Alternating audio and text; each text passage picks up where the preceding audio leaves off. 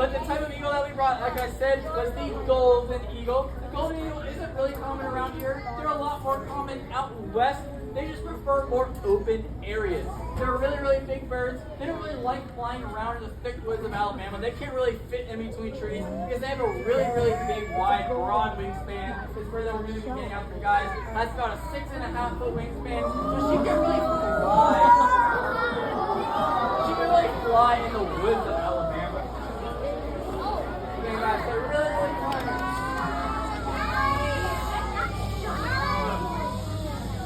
I know it's really cool, but I can't shout over everything. But again, this is our golden eagle. They're a lot more common out in the grasslands and the deserts and the mountain ranges, where they have a lot more room to be able to spread their wings and fly around. Again, Alabama isn't really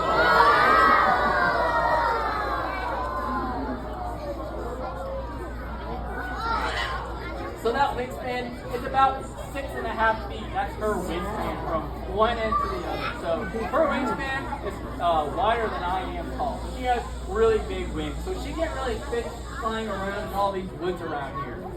Now this is Aria. She is War Eagle 8. So she is the current War Eagle to represent Auburn University. She is currently flying before Auburn's football game. But she was one of the rare occurrences of golden eagles being found here in Alabama. So there's usually like less than 5 or 10 golden eagles that are found here in Alabama each winter, usually around Christmas time. But she was actually found here in Alabama. She was found with an injured wing, and we think she was doing pretty much what she wasn't supposed to be doing and flying around in the woods of Alabama and ended up hitting her wing on a tree, trying to go through a space where she wasn't really going to fit in between. So because she injured that wing, we weren't able to heal it exactly 100% to where it should be, so she could be released back out in the wild. So instead she gets to stay with us, and then she became the next War Eagle to fly in football, or before football, in Jordan-Hare Stadium. But all of our birds that we have shown you guys today and all the birds that we have at our educational team at the Raptor Center are all non-releasable for one reason or another. So I already talked about her story a little bit. She has an injured wing, so she's still able to fly in the stadium, but she wouldn't be able to fly long distances out in the wild. But a lot of our other birds are what we call human imprints. They were rescued at a too young human age, spent a little bit too much time around people, and so they never really learned how to behave like wild birds. They fully associate us with food and everything like that. But they're all non-releasable for one reason or another. Now, I'm going to ask a couple of questions, and I'm going to ask us to raise your hands when I ask these questions, but I'm going to ask you guys to guess how much this bird weighs. So raise your hand if you think that this bird weighs over 30 pounds. Hands down. Now raise your hand if you think this bird weighs between 20 and 30 pounds. Alright, hands down. Raise your hand if you think this bird weighs between 10 and 20 pounds. Okay, hands down. And now lastly, raise your hand if you think this bird weighs under 10 pounds. Couple confident people over here. You guys are right. So this bird weighs only about 8 pounds. That's all it weighs.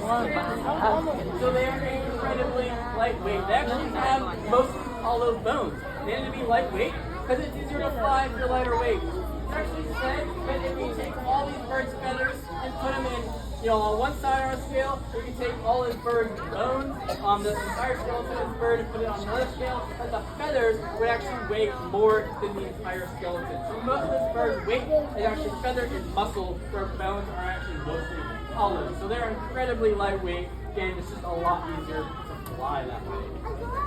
And they are actually also really strong as well. So they squeeze really, really hard. She's not squeezing really hard right now. To be able to tell, she's squeezing a lot harder because Jess wouldn't be smiling right now. But they can take down really large prey. They can take down something as big as about a 70-pound mountain goat. There are videos out there of golden eagles taking down a mountain goat off the side of a mountain. Most people think that they're flying off that mountain goat. That's not true. When they're hunting that big mountain goat, they're using gravity to their advantage. They're going to swoop in, knock that mountain goat off the mountain, off that cliff, and then use gravity to their advantage and just watch the mountain goat tumble down. They can only lift and carry off with about half their body weight. So I said this bird weighs about 8 pounds. She can only lift and carry off with something that's about 4 pounds. So they can't actually lift very much at all, but they can take down something. A lot of people also ask us, if they'll hunt their dogs and cats in their yard. The answer is usually no to that as well. So they don't really, they have their picture of what their prey looks like in their head, their wild prey. They're going to want to go after things like all those rodents, and all those other wild critters. Cats and dogs aren't really on the menu for them. That's not really what they picture their prey to look like in their head. Cats and dogs also fight back a lot more than all those, wild animals as well. So if they go after a squirrel, squirrel's not going to want to fight back, but a cat or a dog, you bet, is going to fight back. So it's a lot harder for them to take that cat or dog as well. So cats and dogs in the yard aren't usually any problem for these raptors. They're going to want to go after all those squirrels and those mice and other rodents that they'll see running around. Now, I told you guys a lot, but I know a lot more. So now's the time if you guys had any questions for me. We'll answer some questions. Now remember, questions you get with who, what, when, where, why, how. You get a lot of people telling us stories. That's cool. I'm always excited to hear your stories. We're here to answer some questions you guys have. So the question is, how many species of raptors are there? There's a lot of raptors. Here, we have a couple different categories. We have owls, we have foxes, we have vultures, which we don't have to say, we have eagles, and we have hawks. There's also a different category of raptors that we have around here. So there's quite a bit of types of raptors. There's another question? Yeah. So the question was, are they able to take out a fox if they're big enough? The answer, yeah. Golden eagles can hunt foxes sometimes.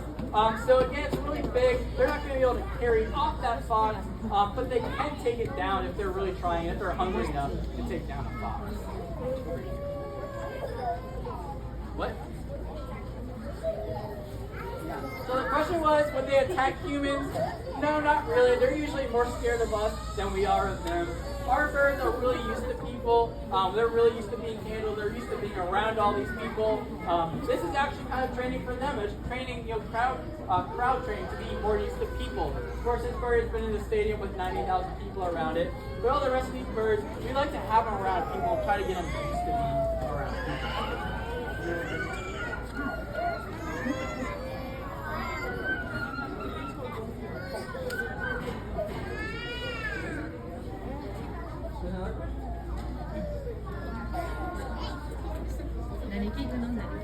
Can they pick up a chihuahua? Like no, like a tiny or big, tiny or you know what I mean. All right.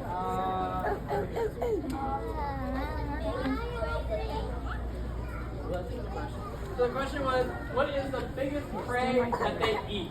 Well, it just depends how hungry they are. Like I said, these guys can take down something big enough, Mountain Goat. That's not really common. They don't really do that very often. But if they're hungry enough, they can take down something that big. But again, they're not going to be able to carry off.